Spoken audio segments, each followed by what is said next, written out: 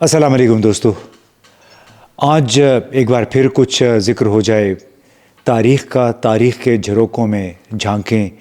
और एक बार फिर हमारा मौजू मौलाना कौसर नियाज़ी की किताब है ऑनलाइन कट गई। इसमें कुछ दिलचस्प वाक़यात हैं, उसका ज़िक्र उसके हवाले से बात करनी है हमने। और ये देखना है कि इमरान ख़ान साबिक़ वज़ीर आज़म, जिनको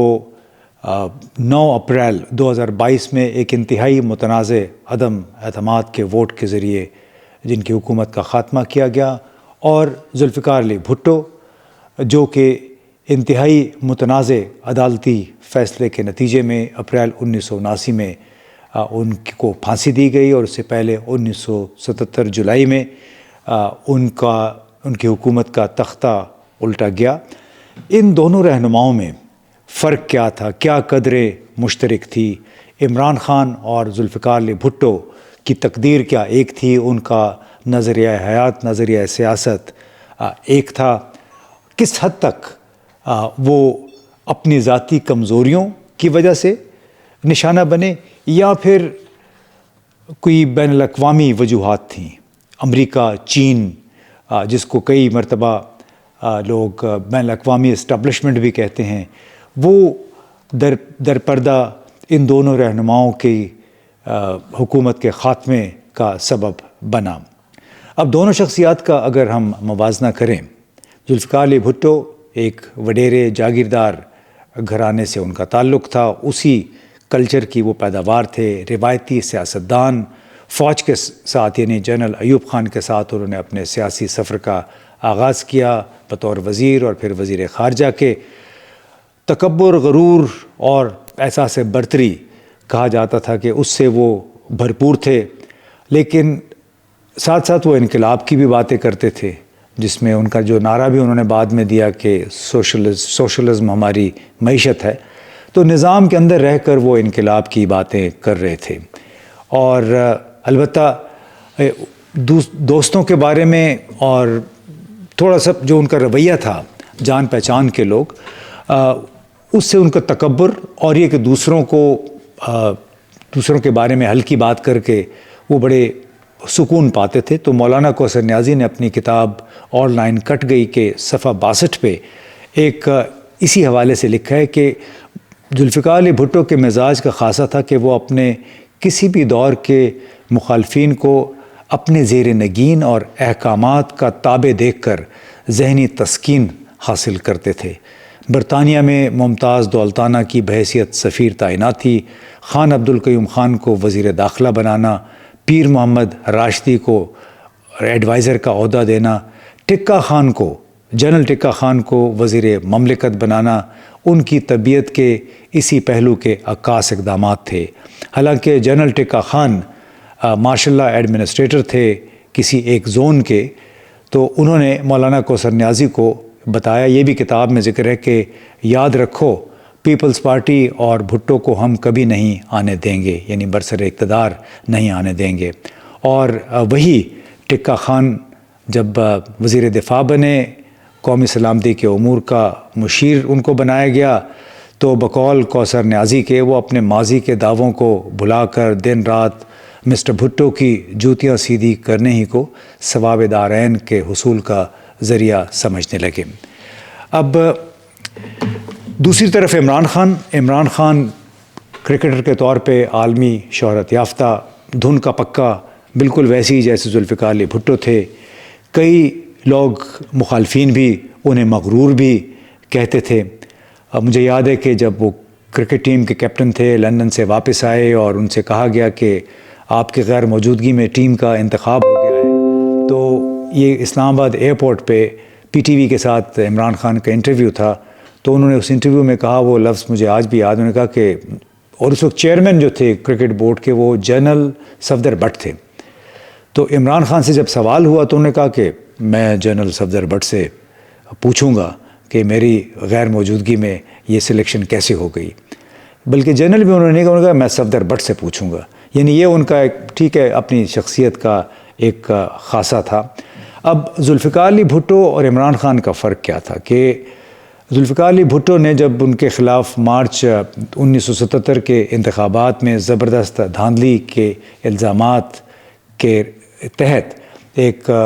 تمام اپوزیشن جماعتوں نے احتجاج کا سلسلہ شروع کیا، اور احتجاج جب قابو میں نہیں آ رہا تھا تو انہوں نے جنرل ضیاء الحق کی بات مان کر آئین میں جنرل ضیاء کے کہنے پر ترمیم کر کے اب تجویز یہ مان لی تاکہ اپنا اقتدار آخری وقت میں وہ بچایا جا سکے۔ لیکن جو جزوی مارشل لا لگایا انہوں نے متاثرہ علاقوں میں، تو وہ پھر مکمل مارشل لا کی راہ اس نے ہموار کی، اور پھر 5 جولائی 1977 کو جنرل ضیاء الحق نے ان کی حکومت کا تختہ الٹ دیا۔ اب عمران خان پہ اگست 2021 سے واضح ہو گیا تھا کہ امریکہ اور چین کے ساتھ تعلقات کے مسئلے پر اختلافات ہیں جنرل باجوہ کے ساتھ۔ جنرل باجوہ کی لائن کچھ اور تھی، عمران خان کو بھی آخری وقت تک سمجھوتے کے پیغامات دیے گئے، مگر اس نے کسی بھی مسئلے پر کوئی سمجھوتا نہ کیا۔ پھر اکتوبر 2021 میں خاص طور پہ، بلکہ میں اس سے ذرا سا پیچھے جاؤں گا کہ عمران خان نے تمام تر آفرز کے باوجود مروجہ نظام کی اطاعت سے انکار کیا، اور یوں جنرل باجوہ کی قیادت میں پاکستان ڈیموکریٹک موومنٹ، جو پیپلز پارٹی، جمعیت علماء اسلام اور پاکستان مسلم لیگ کا ایک مجموعہ تھی، اس کے ذریعے عدم اعتماد ہوا، اور عدم اعتماد کی تحریک 8 مارچ 2022 کو جمع ہوئی، اور وہیں سے اصل ہائیبریڈ نظام کا آغاز بھی ہوا۔ اور یہ وہ نظام ہے جس میں کل کے ملزم منی لانڈرر آج کے حکمران بن گئے، کل کے مسٹر 10% آج کے کرتا دھرتا ہو گئے، اس نظام کو بچانے کے لیے جس کے باعث کل کا ولن آج کا ہیرو، اور آج کا ہیرو آنے والے کل کا ولن میں بدل جاتا ہے۔ اب کچھ ذکر ہو جائے اس ذوالفقار علی بھٹو کی اس تقریر کا، جب انہوں نے PNA کی طرف سے، پاکستان نیشنل الائنس کی طرف سے احتجاجی تحریک شروع ہونے کے بعد قومی اسمبلی میں کی۔ یہ تقریر انہوں نے اس وقت کی جب یہ تحریک، احتجاجی تحریک شروع ہوئی تھی اور زور پکڑ رہی تھی۔ تو جناب یہ جو تقریر تھی ذوالفقار علی بھٹو کی، اس میں انہوں نے بڑی جذباتی انداز میں کہا کہ ہاتھی مجھ سے ناراض ہے، ہاتھی نے ویتنام اور مشرق وسطیٰ پر ہمارے موقف کو تسلیم نہیں کیا، ہم نے عربوں کو ہتھیار سپلائی کیے، ہم نے ایٹمی پلانٹ پر قومی مفاد کے مطابق موقف اختیار کیا۔ اس وقت ملک میں غیر ملکی کرنسی پانی کی طرح بہہ رہی ہے، کراچی میں ڈالر 6-7 روپے کا ہو گیا ہے، لوگوں کو اذانیں دینے کے لیے پیسے دیے جا رہے ہیں، اور جیل جانے کا معاوضہ دیا جا رہا ہے لوگوں۔ یہ قومی اتحاد کی سازش نہیں بلکہ بین الاقوامی سازش ہے۔ ساتھ میں انہوں نے یہ بھی کہا کہ جب جنگ ویتنام کے دوران جب وہ وزیر خارجہ تھے تو انہوں نے امریکہ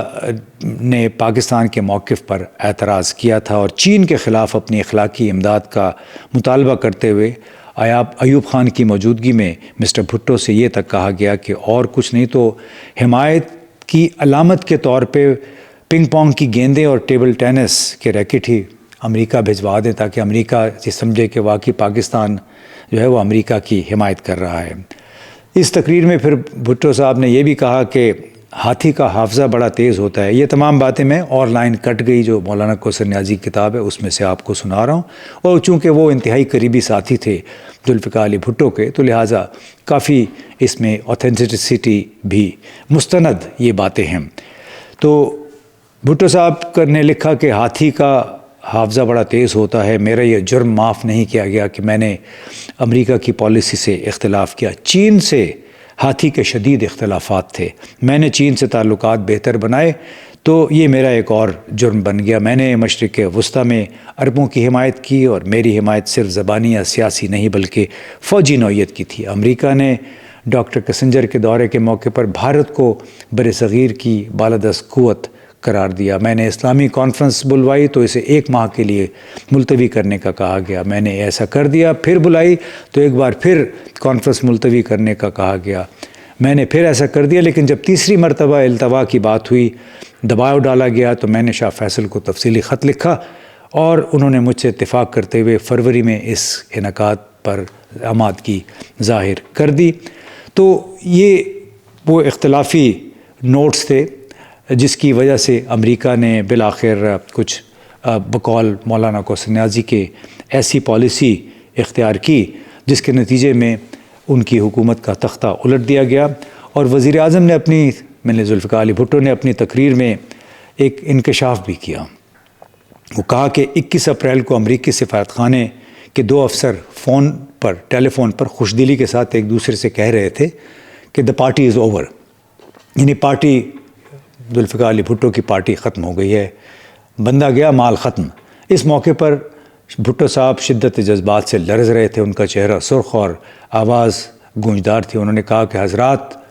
پارٹی ختم نہیں ہوئی، اور جب تک میرا مشن پورا نہیں ہوتا یہ ختم نہیں ہوگی۔ میں نے اس پر امریکی حکومت سے احتجاج نہیں کیا، بلکہ اس کے برعکس سبکدوش ہونے والے امریکی سفیر کو ڈنر دیا۔ اب یہ ایک فرق ہے ذوالفقار علی بھٹو اور عمران خان کا، کہ ذوالفقار علی بھٹو صاحب یہ سمجھ رہے تھے کہ میں نے امریکی سفیر کو ڈنر دے دیا، جنرل ضیاء الحق کے کہنے پہ جزوی مارشل لا لگا دیا، تو اس طرح ان کی حکومت بچ جائے گی۔ وہ جو نوشتہ دیوار جس کو کہتے ہیں وہ پڑھنے میں وہ ناکام رہے۔ اب دوسری طرف اگر دیکھیں تو انہوں نے کام ایسے کافی کیے جو کہ چین کے حق میں جاتے تھے، اور یہ ایک دوسرا بڑا نقطہ تھا جو کہ عمران خان اور ذوالفقار علی بھٹو کے درمیان مشترک ہے، کہ ذوالفقار علی بھٹو نے ایک آزادی خود مختاری پہ مبنی خارجہ پالیسی اختیار کی، چین کے ساتھ تعلقات استوار کیے، کراکورم ہائی وے کی تعمیر شروع کی، فرانس کے ساتھ نیوکلیر پاور پلانٹ حاصل کرنے کا ابتدائی معاہدہ کیا، اور یہ جیسے ہم نے کہا کہ OIC کی کانفرنس فروری کے مہینے میں لاہور میں منعقد کی، تو وہ مولانا کوثر نیازی کے مطابق انہیں پسند نہیں آیا۔ اس کے ساتھ ساتھ یہی کوئی مارچ اپریل کا ہی واقعہ ہے یا مئی کا واقعہ 1977 میں، کہ تقریر کے بعد ذوالفقار علی بھٹو راولپنڈی صدر گئے، وہاں پہ اچانک وہاں آئے اور کاغذ کا ایک ٹکڑا لہرایا اور کہا کہ یہ مجھے دھمکی آئی ہے امریکی حکومت کی طرف سے، اور اس میں کہا گیا ہے کہ ہم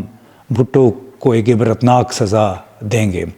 تو یہ جب اب دیکھیے کہ عمران خان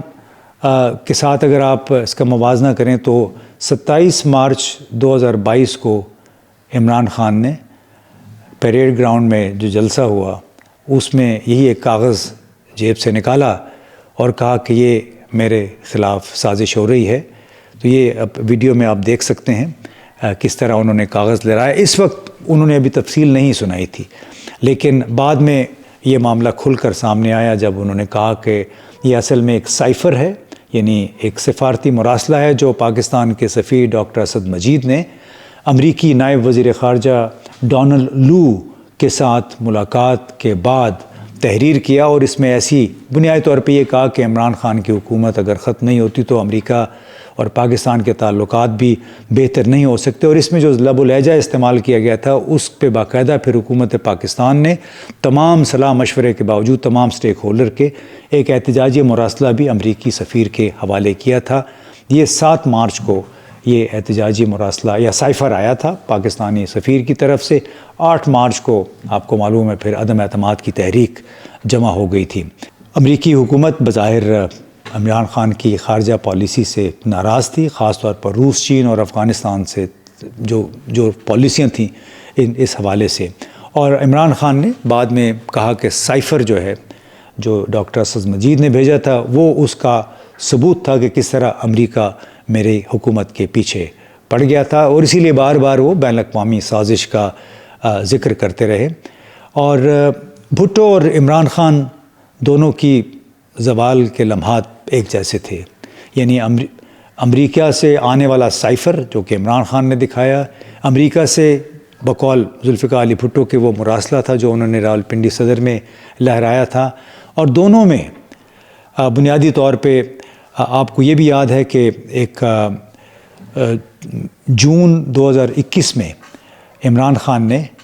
ایک آپ کو ہم یہ آڈیو اس کا سنواتے ہیں، ایک امریکی ٹیلی ویژن HBO ایکسیوس کے ساتھ انٹرویو میں جب ان سے سوال کیا گیا کہ آپ سی آئی اے کو پاکستان میں دہشت گردی کے خلاف اڈے بنانے کی اجازت دیں گے، تو اس وقت عمران خان نے کہا تھا کہ absolutely not. Will you allow the American government to have CIA here in Pakistan to conduct cross-border counter-terrorism missions against Al-Qaeda, ISIS or the Taliban? Absolutely not. یعنی یہ پھر بڑا مشہور ہوا تھا، اور یہ بڑے لوگوں کو ناگوار بھی گزرا. اس لحاظ سے بھی اس کا اندازہ ہوا ہمیں کہ اگست 2021 میں ہماری جنرل باجوہ کے ساتھ ملاقات ہوئی فوج کے سربراہ کے ساتھ، تو اس ملاقات میں انہوں نے وزیر اعظم کا نام لیے بغیر یہ کہا کہ ہمیں یہ کہنے کی کیا ضرورت تھی، ایبسولوٹلی ناٹ، کسی اور طریقے سے بھی ہم یہ بات کر سکتے تھے. لیکن جناب یہ عمران خان کی شخصیت کا اپنا ایک طریقہ کار ہے، ہر بندہ اپنے انداز میں بات کرتا ہے، اور یہ تھا کہ ایبسولوٹلی ناٹ پھر دنیا بھر میں بڑا مشہور بھی ہوا. اس کے ساتھ ساتھ ایک اور ویڈیو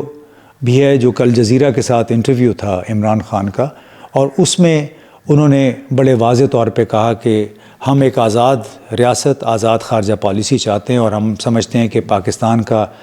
اقتصادی معاشی مستقبل جو ہے وہ چین کے ساتھ جڑا ہوا ہے. Look, our relationship with China is better than ever before. For us, the way we look at it from Pakistan, our future, economic future is now linked to China. China is growing at a faster pace than probably any other country, and Pakistan, can really benefit from the way China has developed, the way it has lifted people out of poverty. تو جناب یہ چند باتیں تھیں، میں نے کہا گوش گزار کروں کہ اس میں کیا قدر مشترک تھی، کیا چیزیں مختلف تھیں دونوں ذوالفقار علی بھٹو اور عمران خان میں. دونوں کے زوال کی لمحات ایک جیسے تھے. جب پاکستان کی حکمران اشرافیہ اور امریکہ اور ان کی چین نواز غیر وابستہ خارجہ پالیسی سے خائف تھے، یعنی امریکہ کو یہ کلک تھا کہ مکمل طور پہ پاکستان کیوں چین کی طرف جھک رہا ہے، چاہے وہ ذوالفقار علی بھٹو کا زمانہ تھا یا عمران خان کا زمانہ تھا، اور یہ کہ یہ خود مختاری کی بات کیوں کر رہے ہیں. آزادانہ خارجہ پالیسی پاکستان کے فوجی اور بیوروکریٹک ڈھانچے کی بنیادی طور پہ جو ہماری جو نظام ہے اس سے یہ متصادم ہو گئی، اور یہ وہ ہمارا نظام ہے جو کہ بنیادی طور پہ امریکی اور مغربی امداد، بین الاقوامی تائید اور سیکیورٹی تعلقات پر استوار رہی ہے. یعنی ہمارے تعلقات، ہماری اسٹیبلشمنٹ کے تعلقات بنیادی طور پہ مغرب کے ساتھ بڑے اچھے رہے ہیں. اور مجھے یاد ہے کہ جب عمران خان نے سائفر کا ذکر کیا 27 مارچ 2022 کو، تو بہت سارے غیر ملکی جو سفیر تھے،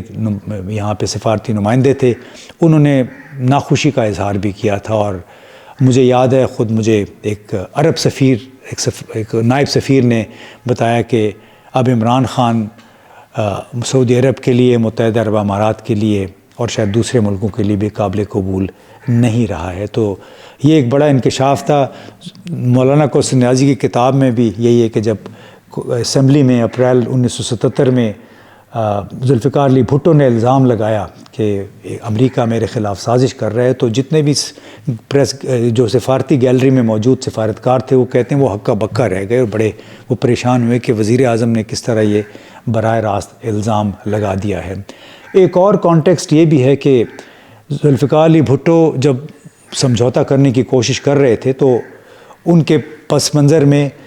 مارچ 1977 کا دھاندلی زدہ انتخاب تھا اور اپوزیشن کی احتجاجی مہم تھی. عمران خان نے امریکی مداخلت کا معاملہ اس وقت اٹھایا جب انہوں نے جنرل باجوہ کی امریکہ نواز پالیسی سے اختلاف کیا اور اپنا تمام وزن چین کے پلڑے میں ڈال دیا. اب آج دیکھ لیجئے کہ ذوالفقار علی بھٹو کو تو پھر پھانسی چڑھا دیا گیا ایک سپریم کورٹ کے ایک انتہائی متنازع فیصلے کی بنیاد پہ، اور عمران خان آج 180 کم از کم ان کے خلاف مقدمے ہیں، جیل میں ہیں، سمجھوتا کرنے سے انکاری ہیں. اور اس کے باوجود دلچسپ بات یہ کہ پاکستان کی سیاست کا ایک غالب کردار آج بھی ہے. کوئی اس کو بانی پی ٹی آئی کہتے ہیں، کوئی نام لے لیتے ہیں، ذرا سی ہمت کر کے، لیکن ان کا نام لینا عام ٹی وی پہ اس وقت ایک بالکل گناہ یا جرم ہے. اور اگر دوسری دیکھیں کہ یہ ایک ایسی شخصیت ہے جو کہ بظاہر امریکہ، برطانیہ، سعودی عرب اور کچھ دیگر عرب ممالک کو بھی مزید پسند نہیں رہی ہے، کم از کم اب تک یہ تاثر ہے. ذوالفقار علی بھٹو اندرونی طور پر ایک طرف فوج اور دوسری طرف متحدہ اپوزیشن کا ان کو سامنا تھا. بیرونی محاذ پر امریکہ سے انہوں نے ٹکر لے لی، چین کے ساتھ قریبی تعلقات. عمران خان کو بھی تقریباً اسی نوعیت کے کرداروں کا سامنا. ایک طرف فوجی اسٹیبلشمنٹ جس نے بڑی سیاسی جماعتوں کے ساتھ مل کر عدم اعتماد کی تحریک کو منظم کیا. بیرونی سطح پر عمران خان نے چین کے ساتھ خود کو وابستہ کیا اور اس کا ذکر میں نے پہلے کر دیا. وہ ایک اور بڑی وجہ بھی تھی کہ عمران خان نے اگست 2021 میں CIA کے سربراہ ولیم برنز کے ساتھ ملاقات سے انکار کر دیا تھا. وہ صاحب صبح 6 بجے آئے تھے، اسلام آباد پہنچے تھے، شام 6-7 بجے واپس گئے. سارا دن انتظار کیا، عمران خان سے ملاقات کرنا چاہتے تھے. عمران خان نے کہا کہ وہ اگر ملنا چاہتے ہیں تو پھر ISI کے سربراہ سے ملیں، میرا رتبہ CIA کے سربراہ کے ساتھ ملنے کا نہیں ہے. اب کئی لوگوں نے کہا کہ آپ نے CIA کو انکار کیا ہے ملاقات سے، CIA کو ناراض کر دیا ہے. اور پھر آپ نے دیکھا کہ اکتوبر 2021 میں ونڈی شرمن یہاں پہ آئیں، نائب وزیر خارجہ تھیں،